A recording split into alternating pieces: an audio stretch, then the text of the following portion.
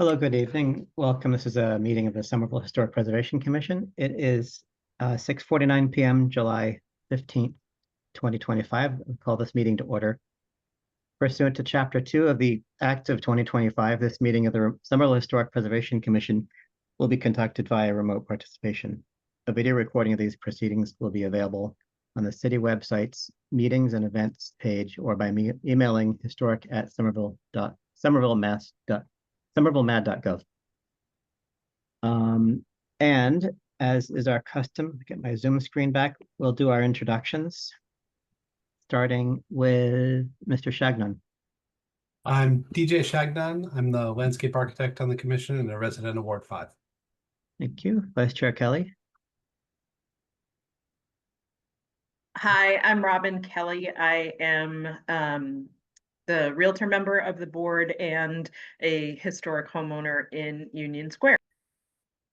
Thank you. Ms. Price. My name is Denise Price and I live in a local historic district. Mr. Falvey.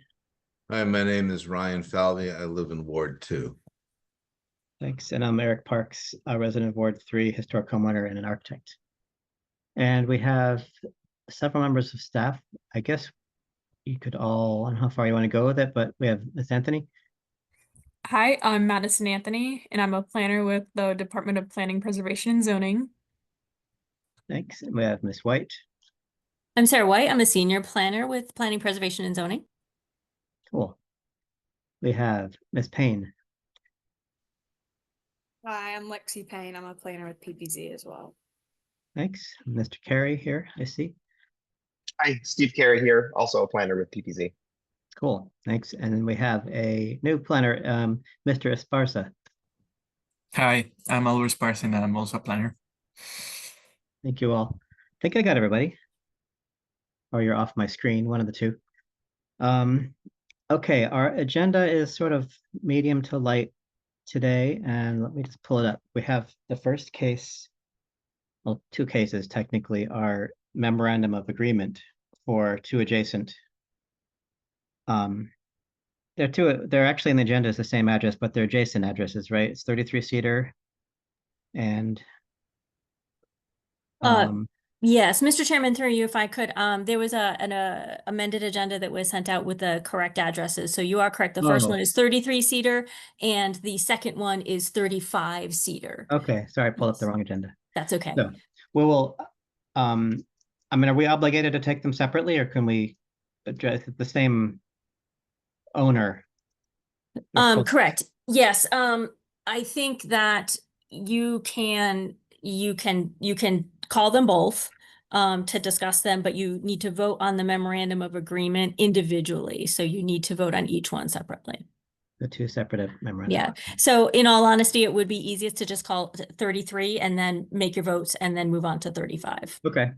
Well, the first case then is HP 25-000002. Address is 33 Cedar Street. The applicant is Mazel Tov LLC. The owner is Mazel Tov LLC.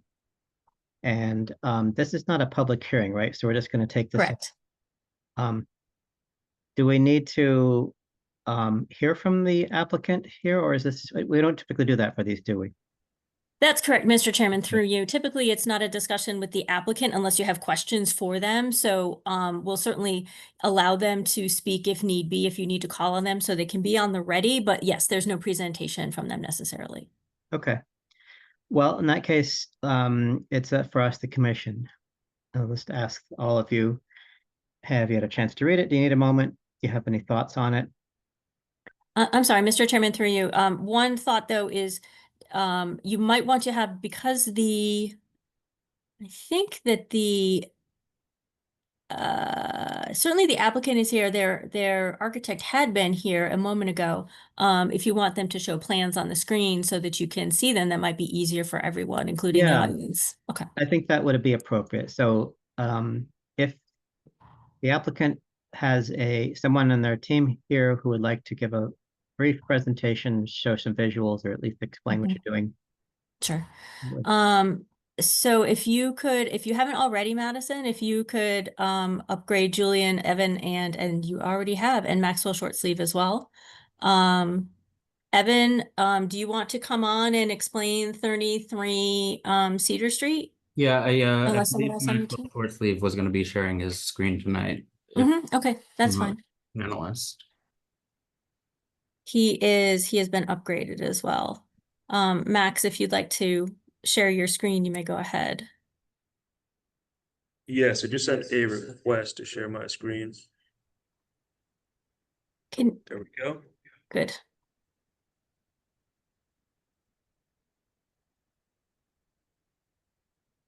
And so Mr. Chairman, if I could, really briefly, what we'll be looking at first is 33 Cedar. If you could bring that up to the, very beginning of the plan set, Max, that'd be great. So we can see the proposal and see the existing structure, et cetera.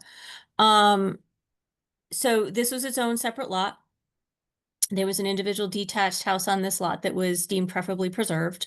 Going forward, from a zoning perspective, they did do like a lot line adjustment so that it makes one lot smaller and one lot larger. So the lot at 35 is a little bit bigger.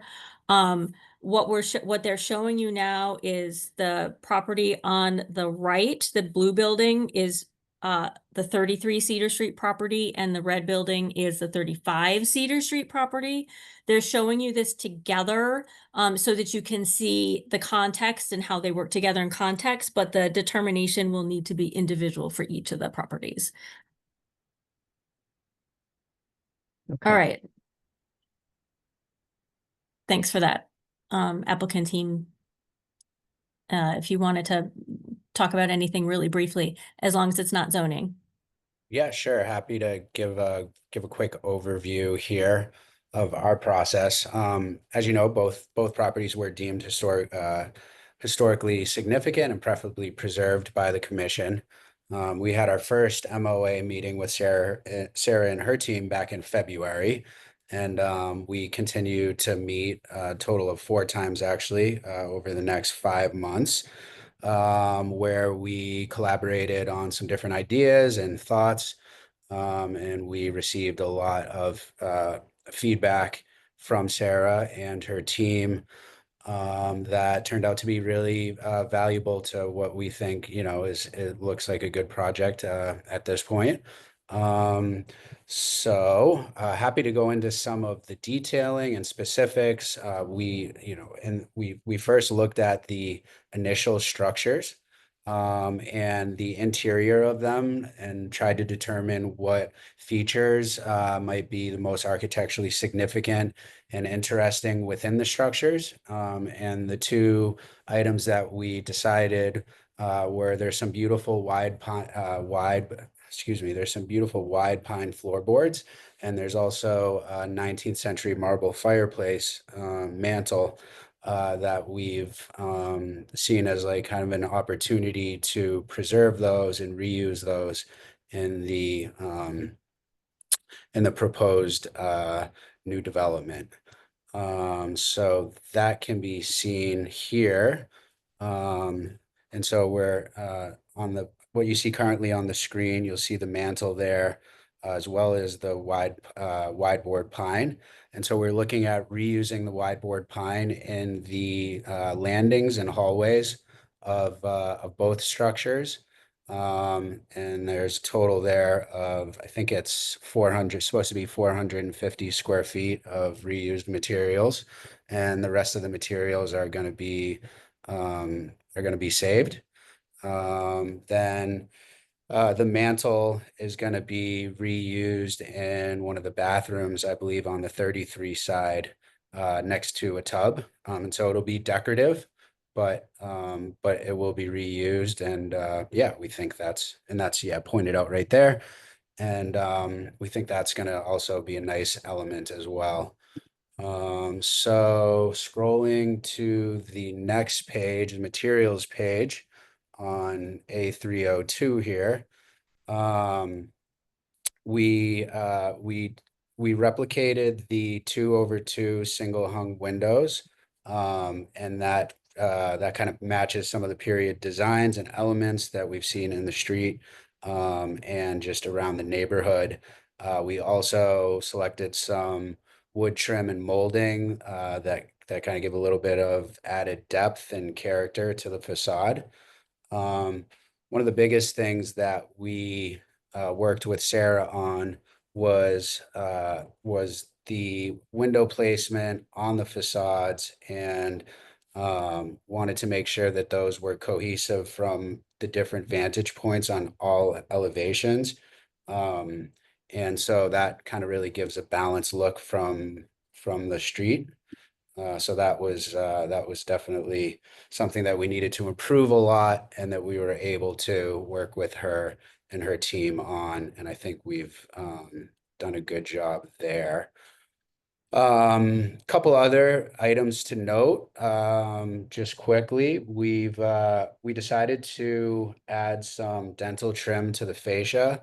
And that was really just in light of 37 Cedar Street next door having it. We thought it would be kind of a nice touch and add some, visual aesthetics from the street, given that the property next door has it. And then in terms of color palettes, we went back and forth a number of times, but ended up settling on Benjamin Moore, Somerville red, and Hamilton blue as the primary colors. And then Dunmore cream and Puritan gray as the complementary trim colors. Yeah, so black Trex, composite railings give a nice contrast, I think, to the color schemes. We're showing brick replica pavers on the driveway. And then one of the other items to note that's in the MOA is we will be getting professional photos taken of both the interior and the exterior of the structures. And we'll be getting CAD existing condition plans done to be saved in the archives. So yeah, if we scroll down a little bit further, there's some renderings here. One thing I didn't mention was the brackets that we have. We are showing some brackets on the deck there, and I think on the canopy over the front too. So there's some, intricate brackets there that we've incorporated as well. But yeah, so that's pretty much it. Happy to answer any questions that the commission has. And yeah, we've enjoyed working through this process with Sarah and her team, and I think we really got some valuable insights from them. So scroll down to, I think there's one more view straight on there. Yeah. Well, thank you. And so just a reminder, we're only at this point talking about the right building, and we'll kind of focus on the left next.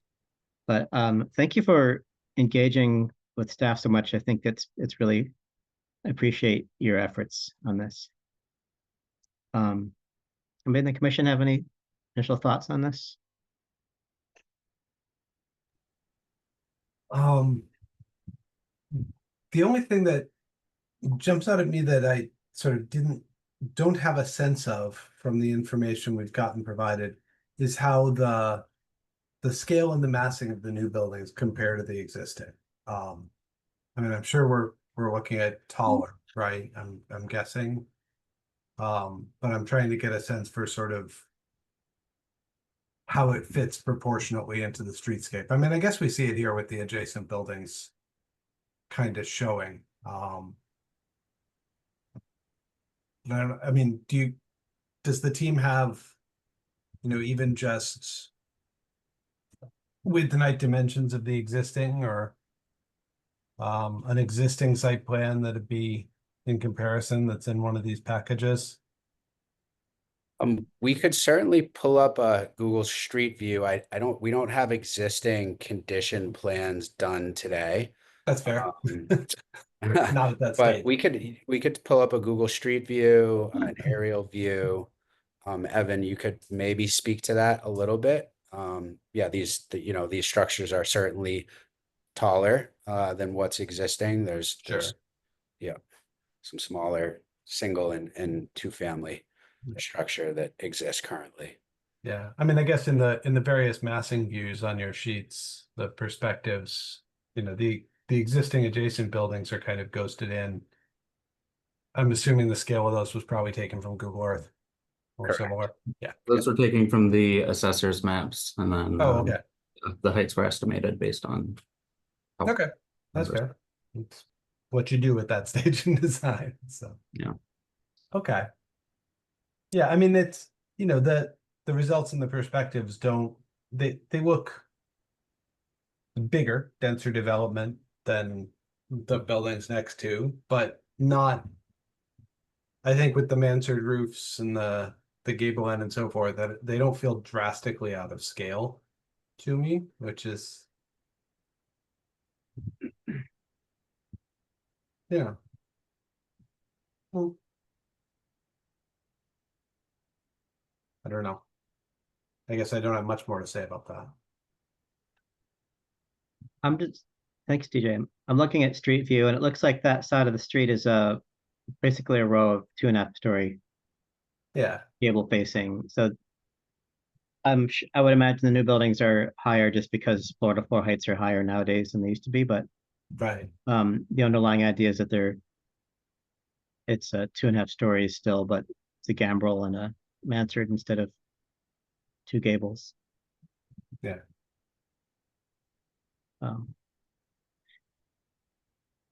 Okay.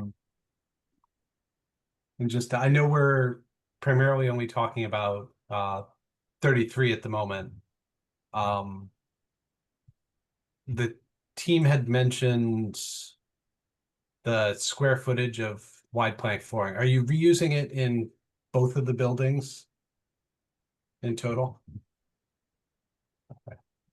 That's correct. Yeah, Okay. that will Yeah, be that's reused. You can yeah, 'cause- see on this Oh, there's the chart. screen Yep. here. Yep. Okay. So it's a total of 450 square feet. Yeah. Okay. Yeah, because the MOA for 33 only mentions the 150 that are getting reused within 33, which is perfectly reasonable. When we get to 35, I think the MOA might not mention it in there, and we probably Yeah, should. we noticed a little bit of discrepancies that need to get cleaned up in the MOA with respect to what's being salvaged and what's being reused. Exactly. No, We that's a can- good point. That definitely needs to be cleared up in the 35 MOA. Yeah, exactly. Yeah, from the 33 perspective, it looks. Are all 450 square feet of it coming out of 33? Yes. Okay. Yeah. All right.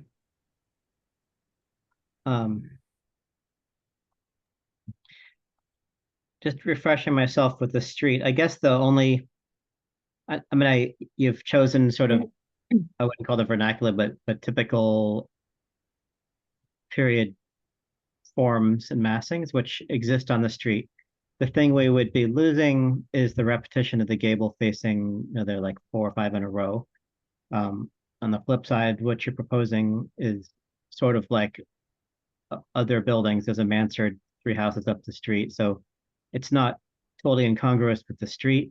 It just sort of interrupts that little blip of 4, 5 gable houses. I would add on that point that because the dimensions are going to be a little bit different, it's actually, I think it's better that it's not a front-facing gable, because the contrast in scale and height would be, I think, kind of exacerbated if it were really trying to mimic. And so by using different roof lines, I think that helps sort of like weave the overall streetscape together a little bit better. That's a good point.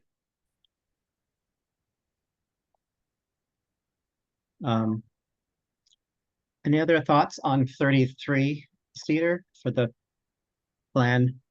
I guess we'll do is take a vote on each MOA separately and come back to the neighbor. I don't really have any changes, anything that jumps out at me.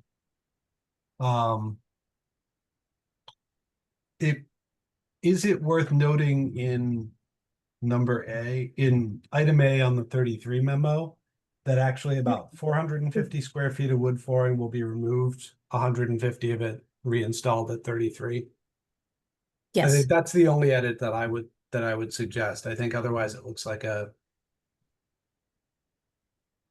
comprehensive.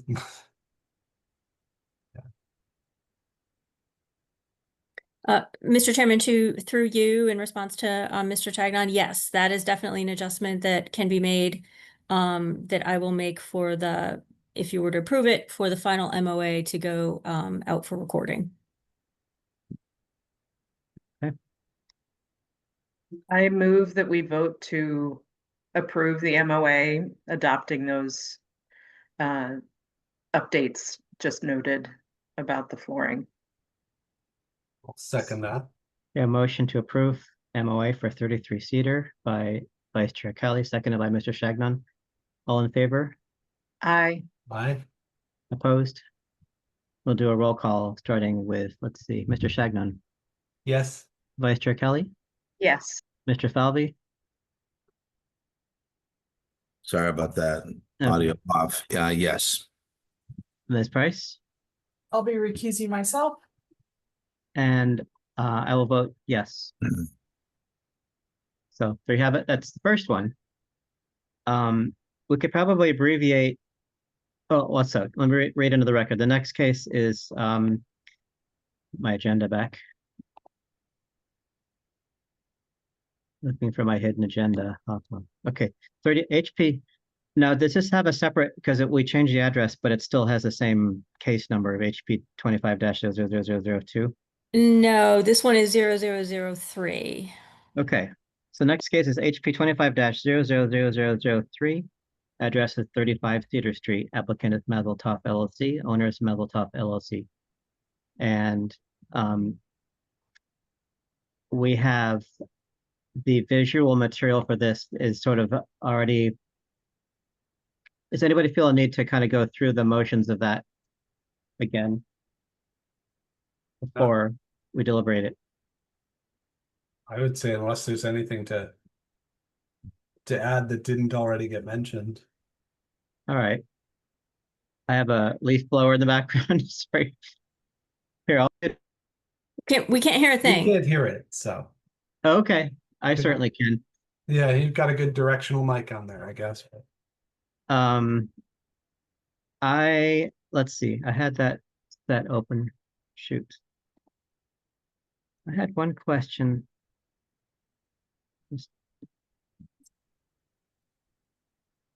The structure, what is the space in the center of, this is the side by side at 35. I see you've got the entries out at the corners. In the middle, there's a roof deck up above. What is down below there? Is that, oh, I see. And if I blow in, that's just windows for a areaway? Yeah, there's a window well for the basement bedrooms there. Okay. That's fine. I mean, traditionally, obviously, it'd have the doors ganged up in the middle there if it were traditional, but I think this is not a historic district, and I think that the overall character is still nice that way. Yeah. Anybody else in the commission have any thoughts on this?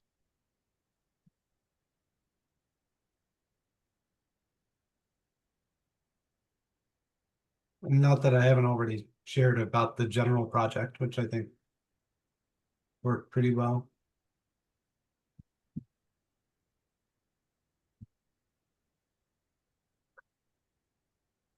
I move that we vote to approve the MOA with the corrections or updated information about the salvaged flooring and its placement in this building.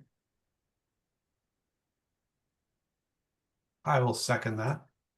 Okay, motion to approve the MOA for 35 Cedar Street by Vice Chair Kelly, seconded by Mr. Shagnon. All in favor? Aye. Aye. Opposed?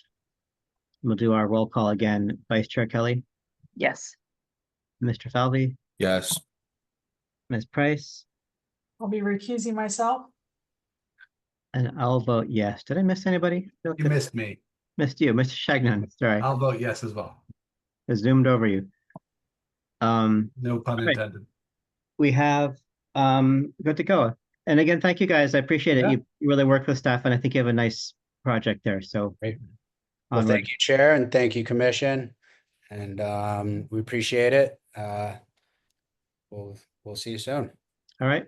Excellent. Okay, back to our agenda. Let me just close out of a few things. So we have the next two cases are part of the demolition review process. And for anybody who hasn't actually been part of this, it's a two-step process. The first is a hearing to determine significance, which just reviews the condition of the existing structure, ignoring anything that might actually be happening to it, just to decide if it's has merit as a significant structure. If we decide no, then the applicant's free to demolish it pending ISD approval for other reasons. If we say yes, then it gets kicked to a subsequent public hearing, which we call the preferably preserved hearing, where we then review whether that significant structure, if it's preferable that it be preserved. And in that case, we can review other conditions such as the state of the building, other circumstances. So the first case that we have tonight is HP 25-000051. Address is 80 Irving Street. The applicant is Daniel Caspariello. The owner is Daniel Caspariello and Amanda Caspariello. Sorry if I botched your last names.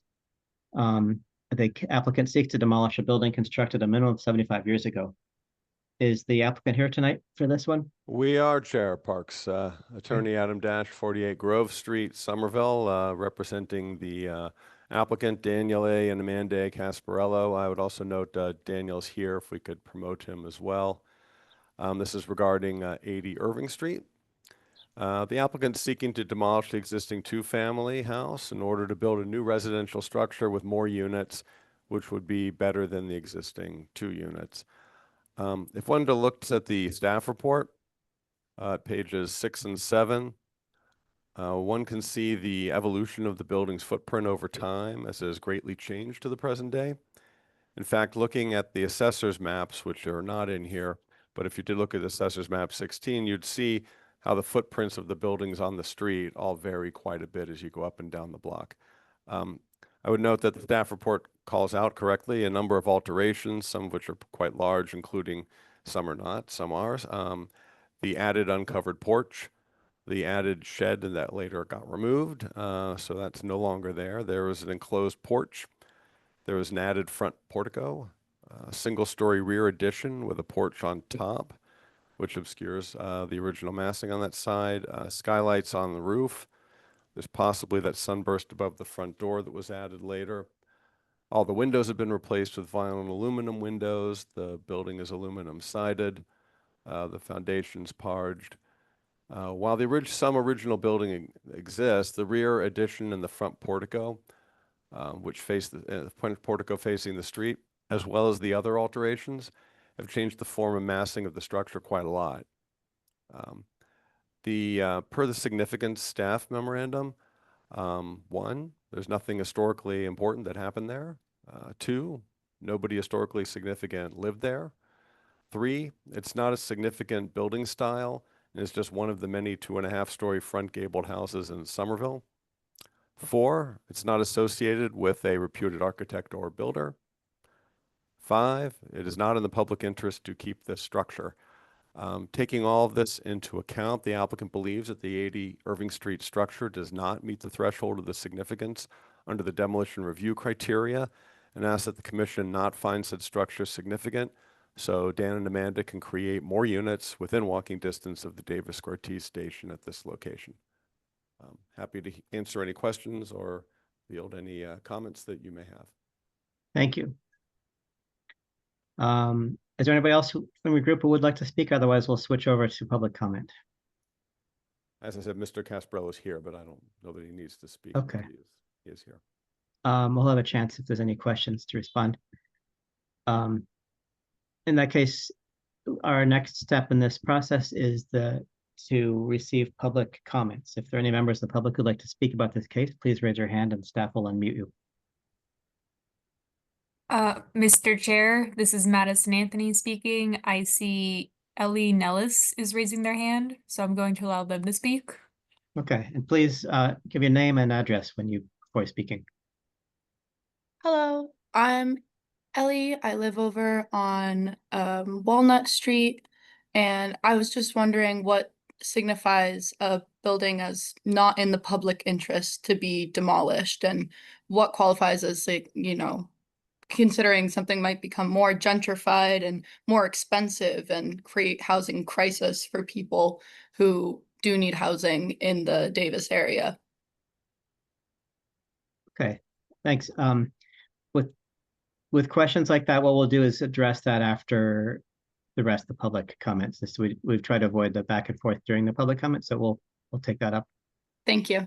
Thank you. Are there any members of the public, others who'd like to speak? Mr. Chair, this is Madison speaking. I don't see anyone else raising their hand right now. Okay. In that case, I'll close the public comment portion of this hearing for this case. And regarding the question about the how was it phrased, public benefit, I think that I don't know if that should be asked actually of the applicant to elaborate when he said that there was no public benefit to keeping it. I think what he's referring to is in the demolition delay review ordinance, there's sort of like one of the criteria is if it's sort of an affirmative thing, whether it's the public benefit to keep the structure.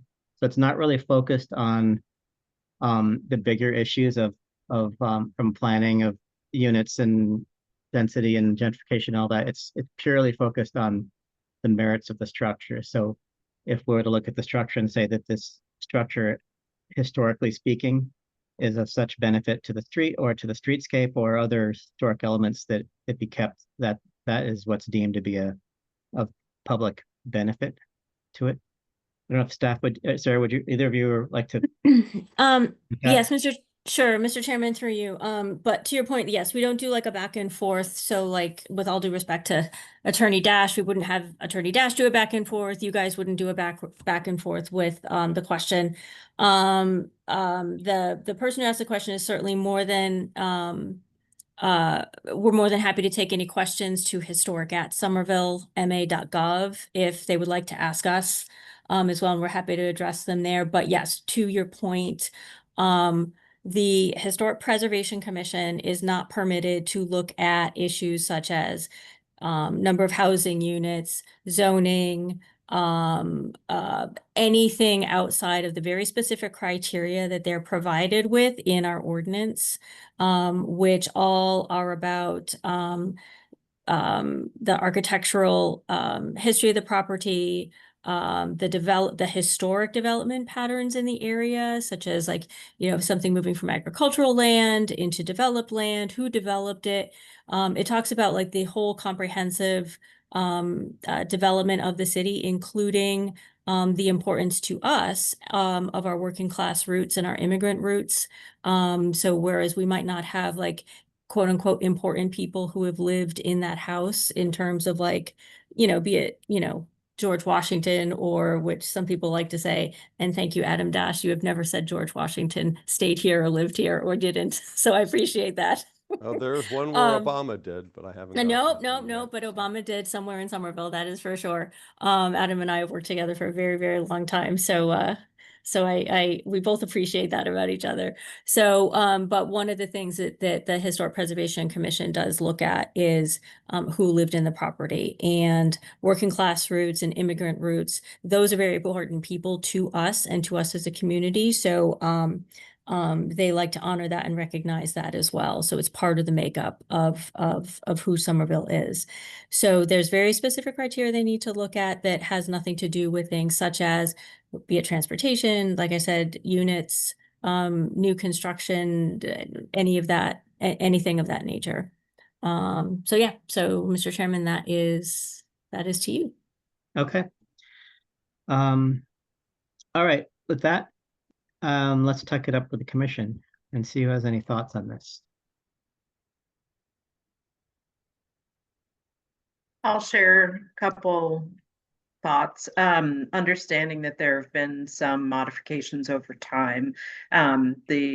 The property still largely resembles its original structure with the side L, which it's one of four with the left L, five in a row if you count the one at the corner of Broadway. And so it is in a series of very similar structures.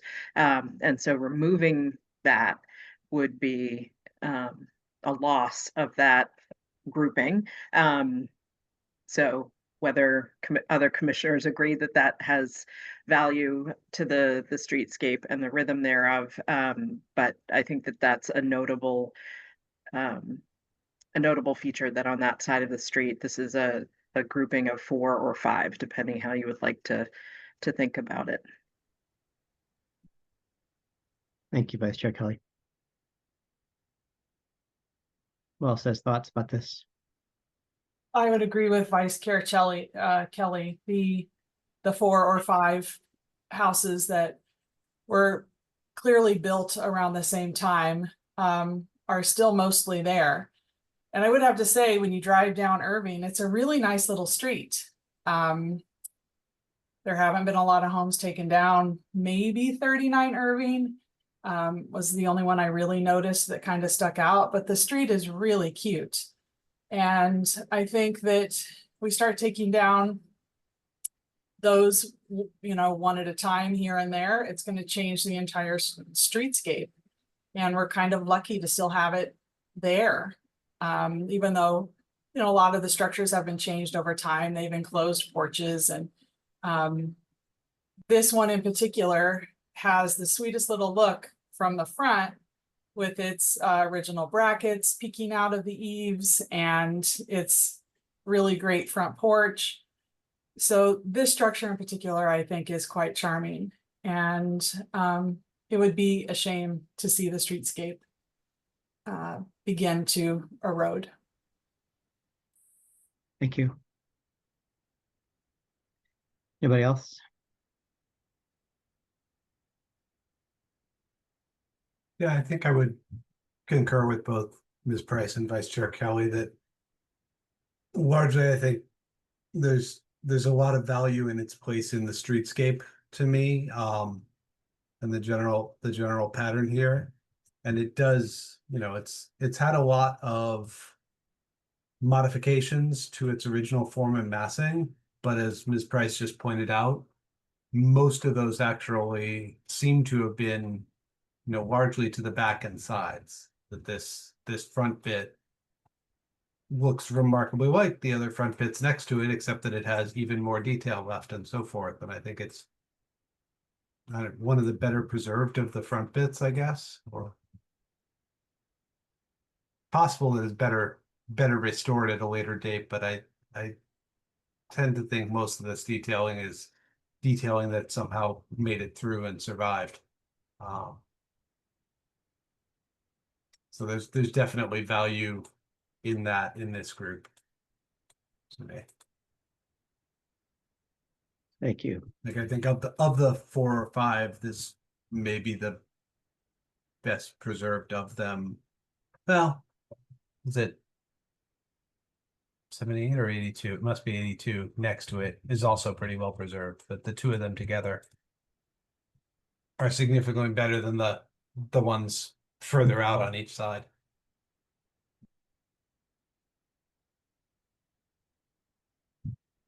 Thank you, DJ. Anybody else thoughts?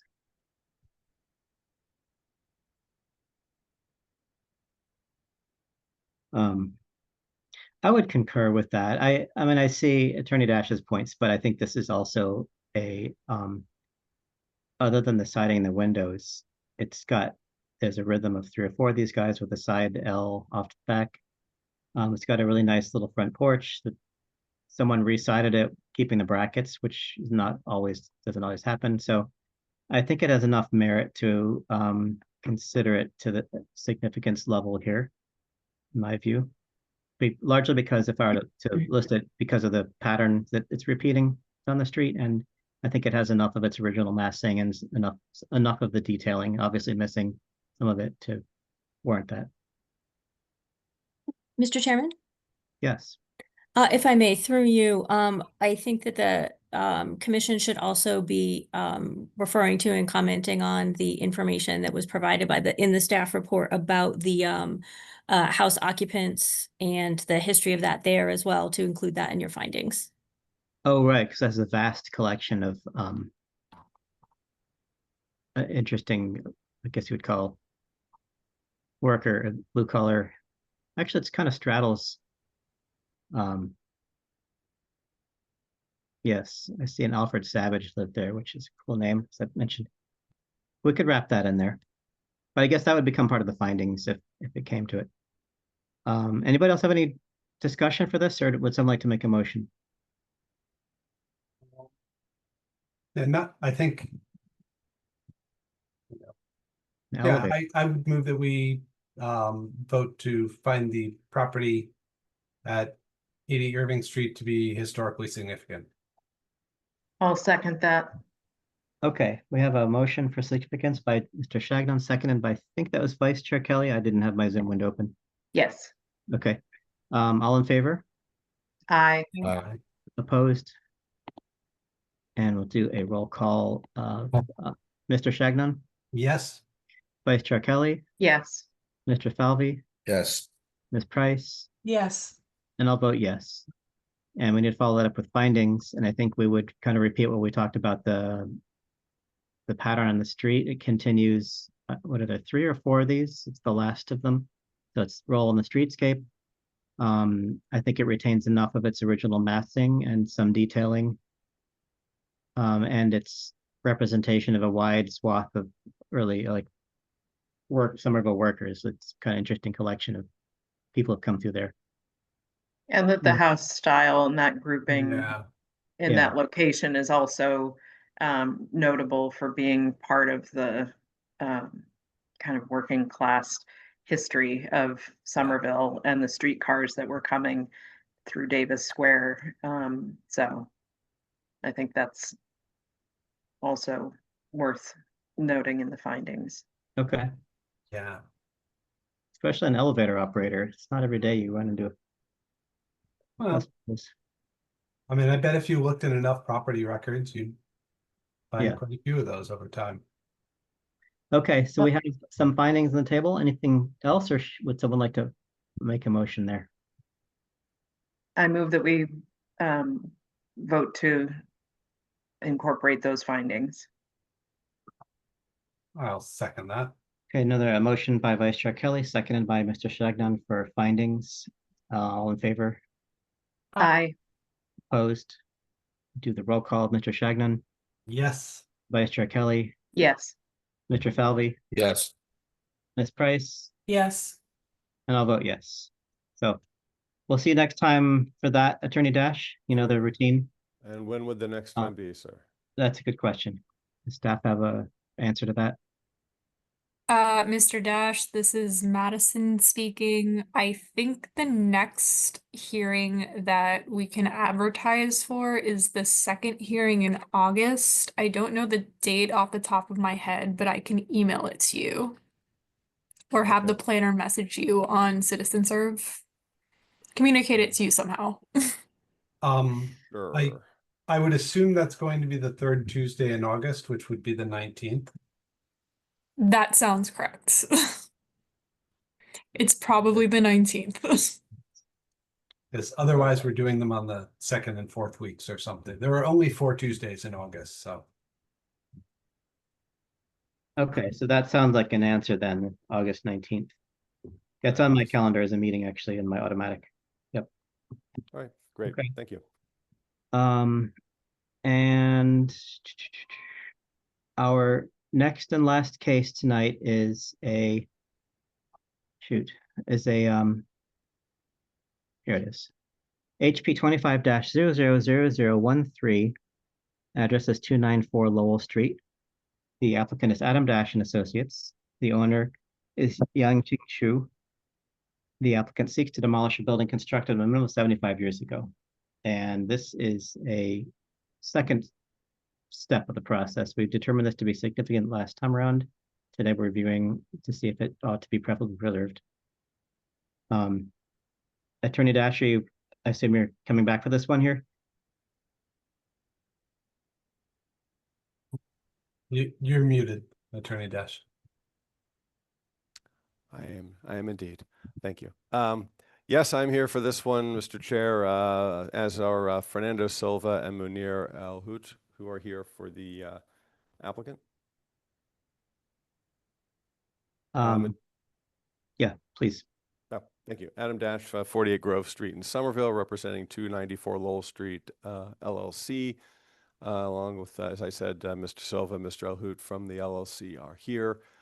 This is, we're here for the demolition review for the preferably preserved hearing for the house at 294 Lowell Street. I will go through some of this again because we haven't spoken since June 17th about this, and I don't know if you remember the details, but let me go through that quickly. The 5-bay garage at the property was already found not significant back in March. So we're here just on the house, which is currently a 2-family on a large lot, especially with the 5-bay, when the 5-bay garage is demolished. If you look on the significance staff report, and I think we talked about that excellent significance staff report last time, which showed some great context on page 2, showing the neighborhood context. You can see that there is a large 1979-ish modern large apartment building across the street with a big parking lot at 301 Lowell, where the zoning is UR and has 32 units. At the corner of Lowell and Wilton, there's a red roof building at 302 Lowell Street, again shown on page 2 of the significant staff report, although it isn't called out specifically, but that's a 4-family and a very different building type on the block as well. The applicant is seeking to demolish the existing residential structure to create more badly needed housing near Magoon Square and the Green Line extension. As stated in the significant staff report, the structure is a common building type, a very common building type in the city. It's not a particularly good version of that very common building type and sits on an almost completely paved lot. It's also seen a lot of alterations, which have changed its form and massing, with the large dormers creating almost a 3rd floor. There's a rear addition, the left side addition, metal posts on the front, 2nd floor porch over the front stoop. There's a change of the 2nd story window to a door to access that newer 2nd story porch. The windows were closed upon the right and rear sides. Vinyl siding and trim are in place. Windows have been replaced. The brick foundation has been thickly parged with concrete, and then the concrete front steps were added. The structure is not associated with historical persons or events. It's not associated with any broad architectural, cultural, political, economic, or social history of the city or the state. It is a poor and heavily altered version of a very common building type in the city and is across the street from a large apartment building and 2 doors down from a very different kind of 4-family. The property is very close to the Magoon Square T station, and more density on such a location is a good thing. I'd note that calling it an Italianate revival at this point is a bit of a stretch, as it does not have the same massing and as the other 3 properties on the street that were called out in that significant staff report. I would say that during that significance hearing last time, multiple commissioners had stated that while they were voting for significance, they were not convinced the structure should be preferably preserved due to it not being part of a commanding rhythm on this hodgepodge of a street, not being a stellar example of its style, as well as recognizing the need for more housing. The preferably preserved staff memo states that no new information about the structure has been uncovered since the last time we spoke, so any doubts about the structure at that time still exist for preferably preserved. So tonight, the applicant requests that the residential structure at 294 Lowell Street not be found preferably preserved, so applicant can build a new structure with more residential units by a T station, which would be more of a benefit to the city than keeping the existing heavily altered structure in place. Thank you. Okay, thank you, Attorney Dash. Unless there's anybody else in your group that would like to speak, I'll move to public comment. Any members of the public who'd like to speak about this case, please raise your hand and staff will unmute you. And please be sure to state your name and address before proceeding. Mr. Chair, this is Madison Anthony speaking. I don't see anyone raising their hand right now. All right, I'll close the public comment portion of this hearing and see what you all think in the commission.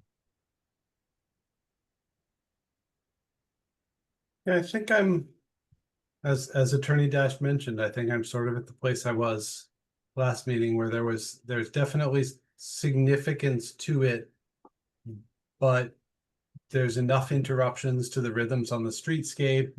The building itself has been altered a fair amount and isn't a particularly great Italianate revival. And I think it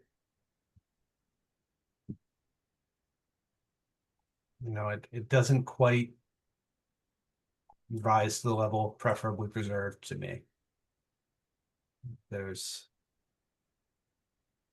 Yeah. Good, thank you, DJ. I would agree that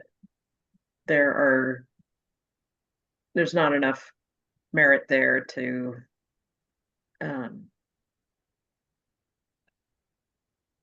find it preferably preserved, that it's just too hacked apart and doesn't retain sufficient amounts of original character to hang on to.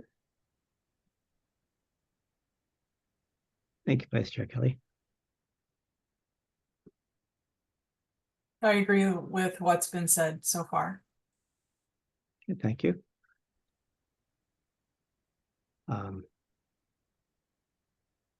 I would agree. I think this is it's worthy of a discussion someday about the subject of neighborhood context and patterns and things like that. And I don't think that merely being a gable facing house would do it. I think the fact that even though they're adjacent gable ended structures, this one, they're not all the same design. Some of them have two-story bays, some of them do, et cetera, et cetera.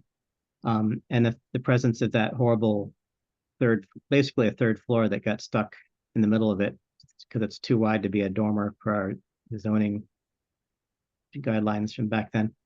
And as Attorney Dash said, it is a less homogeneous streetscape. We do have an apartment building across the street that's brick, newer. Down the street a bit, there's an industrial type building. So I would concur with the rest of you. I don't think this rises to that level. I mean, I sort of feel like the non-homogeneity of the street is kind of one of its interesting defining characteristics nowadays, and having something in its place as long as it's tastefully done, which I understand that we're giving up control over, but not having an MOA. But yeah, I think as long as it's tastefully done, it'll only add to the interest on the street. And if it's not tastefully done, they'll have a hard time selling it. So that's on them.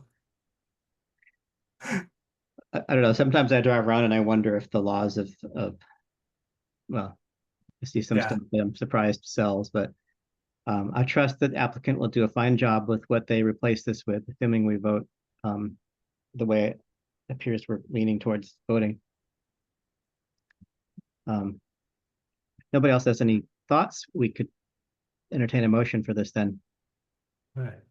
Let's remind me, do we need to phrase the motion in the positive and vote it down? I believe so, right? I think that the pattern we've been doing is that the motion is to declare it preferably preserved, and a positive vote is to do so, a negative is to not. So we'll vote no, then it's not. All right.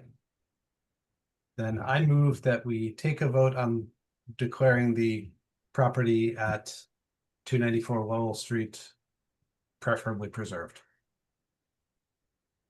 I second that.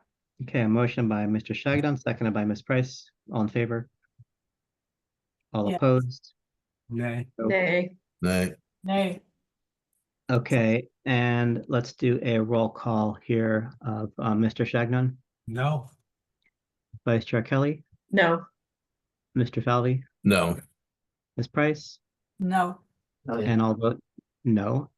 And then let's just follow up with our findings, which is that it lacks, we could just touch on the basic three there. It lacks it doesn't contribute to the streetscape, but it was not importantly associated with, or associated with any important people, architectural style, however we phrase that in the staff report. And it doesn't retain enough of its integrity to merit that status.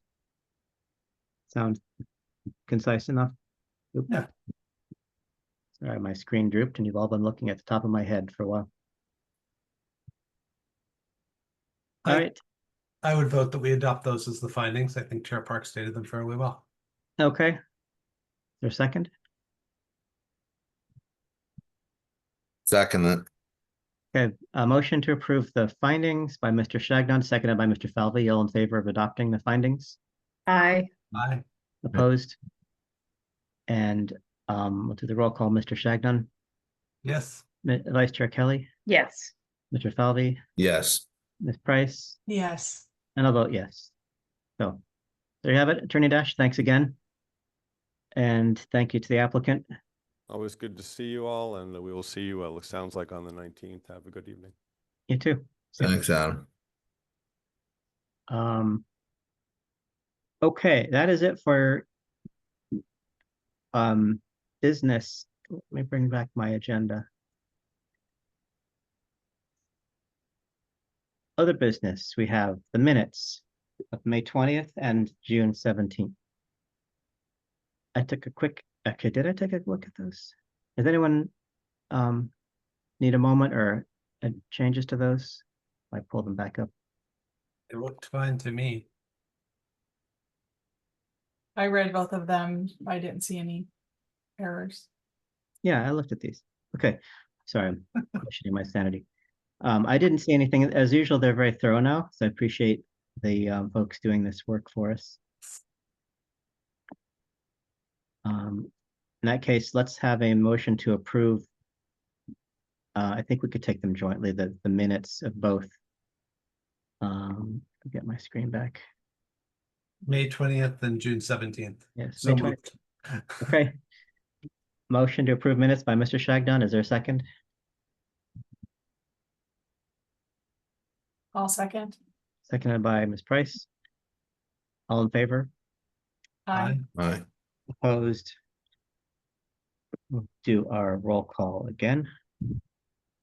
Mr. Shagnon, Yes. Vice Chair Kelly. I will abstain as I was not present. Okay. Mr. Fowley, Yes. Ms. Price, and Yes. I will vote yes. So we have 4 yeses, 1 abstaining, abstention. You know what I'm trying to say. And the last order of business is a CPC update, which I think is on me to remember what we're actually up to. Our last hearing, our meeting, there was a little issue, like a hiccup with the funding where we thought we had access to the full amount that was approved at the last vote where we voted to double the tax from 1.5% to 3%. And then due to stuff which I won't even get into, we can't do that. So it's going to be some in between amount of money. We might get access to the rest later, but that's probably too much information. And the other thing, actually, that does kind of interest or involve us is one of the requirements on if someone takes money for historic preservation projects in the Community Preservation Act, one of the conditions we've attached generally in the past has been that they, as a condition, they have to give a preservation easement for their project. And that in turn requires an easement holder, which is traditionally the Historic Commission or the staff, things like that. And that's led to some kind of squishiness because we don't necessarily have the resources to do that kind of stuff. So our Roberta, who's our Madison for that commission, is in the process of, we voted to get allocate some money. I believe we voted to do this, to hire a consultant to help us to review all that process and all the historic, some of the other minutia with how we deal with historic preservation formalities with the conditions and stuff like that. So that might kind of peripherally be something we could talk about. I don't think it'll require us to vote on anything, but that's one thing. And there's probably other stuff, but that's the biggies. Any questions about stuff on that, the CPC? Yeah. We're also looking for new members, by the way. We've got some people who are term limiting out, so if you know anybody who's interested, there'll be an ad going out. How soon do you term limit out as our representative on there? Next week, so we need to pick a new person very quickly. No, I'm just kidding. I think I'm most or halfway through my first term, and I'm allowed 2, so it's Okay. I think 3 years from now, maybe. Okay. Couldn't So remember where you were in the process. How long had it been you giving us these updates as opposed to?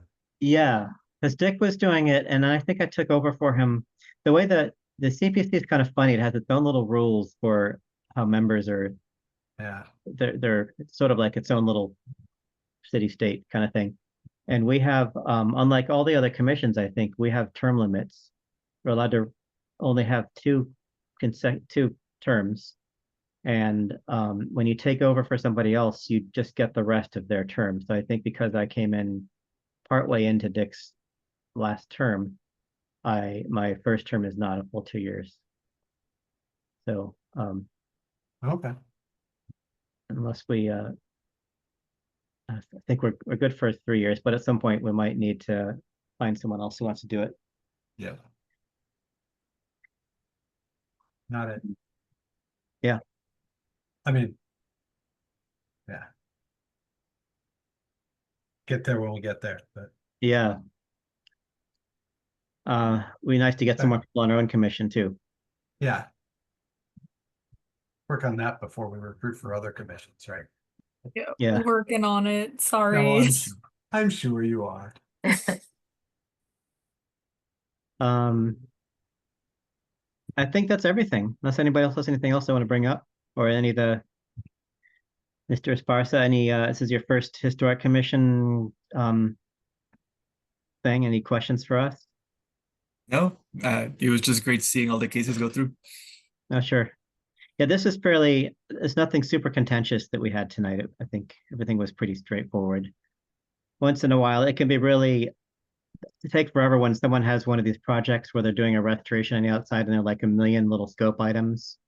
And we have to kind of decide whether we nitpick every one of them or try to take it as a whole. And sometimes you feel like you're glossing over things that ought to be nitpicked, but those ones, or a demo case where there's a lot of public involvement, but we didn't have either of those tonight.